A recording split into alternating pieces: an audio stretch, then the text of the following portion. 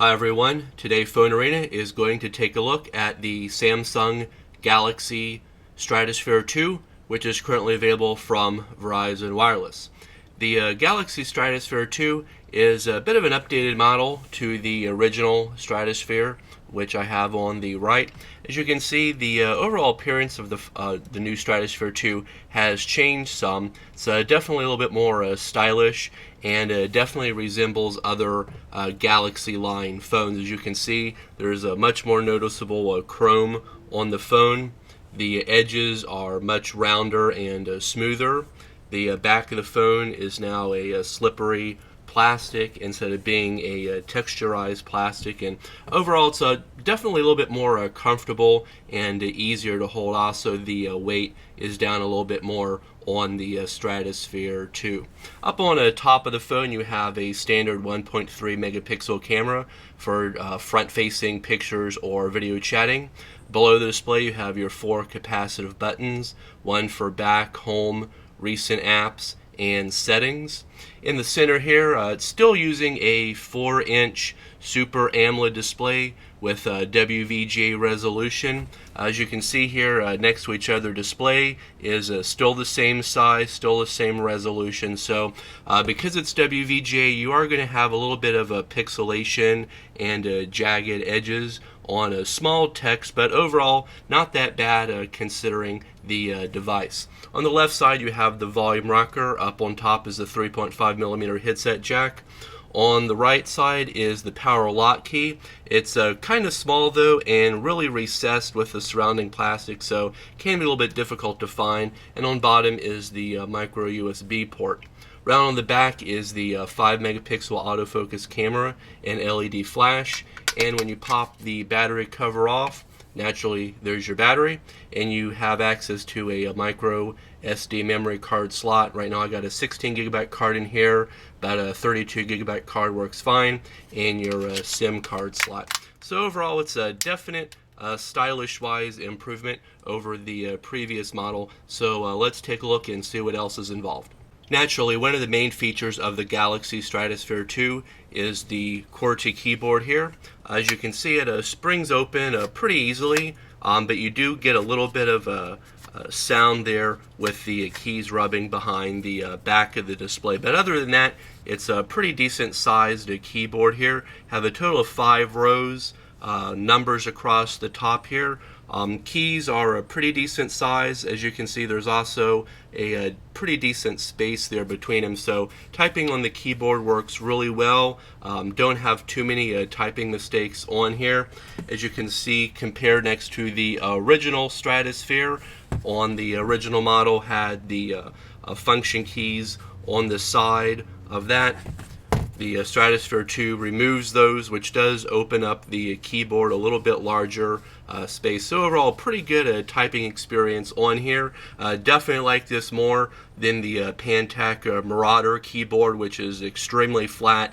It has almost no textile feel to it at all. So the Stratosphere 2 keyboard definitely better than the Pantech Marauder, but still, when it comes to keyboards, the Motorola Droid 4 and its keyboard is still the top of the line as far as that's concerned.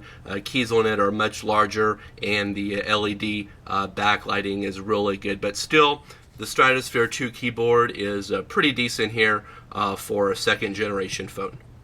The Stratosphere 2 comes running Android 4.0.4 Ice Cream Sandwich, and layered over top of that is Samsung's TouchWiz UX Nature user interface. It's the same interface layer that other Galaxy phones use, such as the Galaxy S3.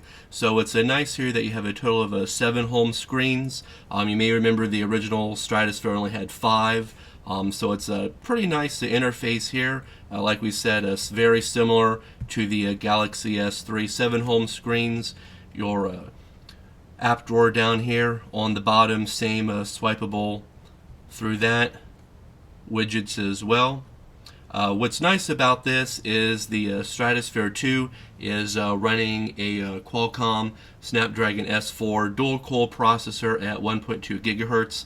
This definitely allows the device to be a lot more quick than the original Stratosphere that was a single core processor. So overall, we're pretty impressed here with not only the user interface, but also it coming with a dual core processor. Unfortunately, right now there's really no word if it's going to be getting the Jelly Bean update. The built-in 5-megapixel autofocus camera isn't the best that we've seen, nor is it the worst. Most images have pretty decent color reproduction when used outside, though we did notice that some bright areas do tend to be a little bit overexposed. Colors are also pretty neutral and not super oversaturated. A couple instances that we noticed that for indoor pictures, once the light level starts to decrease, you do get a lot of grain in there. Flash also does a pretty decent job, but nothing spectacular. Videos can be recorded at 720p resolution and are at 30 frames per second, so video quality is actually pretty good on the device. Naturally, the Stratosphere II can run on Verizon's 4G LTE data network. We have the web browser loaded up here just to kind of show you how that looks. As you can see, kinetic scrolling works really good on that, as well as pinch to zoom. One thing you are going to have to do is zoom in quite frequently when using the web browser. As you can see here, it's mostly due to the small 4-inch display and also the lower WVGA resolution. Because of that, small text like this is really going to be difficult to make out unless you do zoom in some. But other than that, web browser still works perfectly fine if you don't mind the smaller screen. As far as using the Speedtest Net app, we're able to get download speeds anywhere between 7 and 10 megabits per second and uploads anywhere between 2 and 5 megabits. That does depend on the time of day and network congestion in the area. So overall, pretty decent here with the 4G LTE. And like we said, web browser works good, but there is that limitation of the screen size to be aware of. One area that we had a little bit of an issue with while using the Stratosphere II was the call quality through the earpiece here up at the top. Had a bit of a rattling, buzzing sound on our end, even when we turned the earpiece volume down to low. So it may just be a defective earpiece on here. So you may want to check that out if you're interested in buying the device. Try it out first, see if you get that bit of a buzzing, rattling there. But like we said, most Samsung phones don't have this.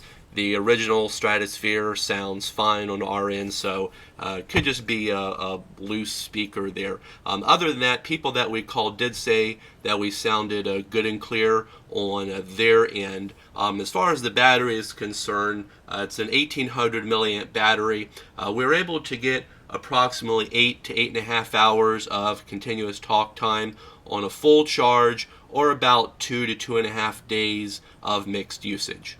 So overall, the Samsung Galaxy Stratosphere II is a pretty decent update from the original model. Like we said, it's still using the same 4-inch Super AMOLED WVGA resolution screen, but other than that, rest of the components have been updated. The device is more sleek now, rounded edges on there, keyboard's a little bit refreshed, still nice and easy to use. It also now has the 1.2 gigahertz dual-core Snapdragon S4 processor, which definitely speeds up the device almost 3 times as fast when looking at benchmark results in either a Quadrant or in Antutu over the original Stratosphere. So overall, a pretty decent update here on the Stratosphere line. Can currently be available through Verizon Wireless for $129 with a 2-year contract. So if you want to find out more information about the Samsung Galaxy Stratosphere II, check out our website at PhoneArena.com.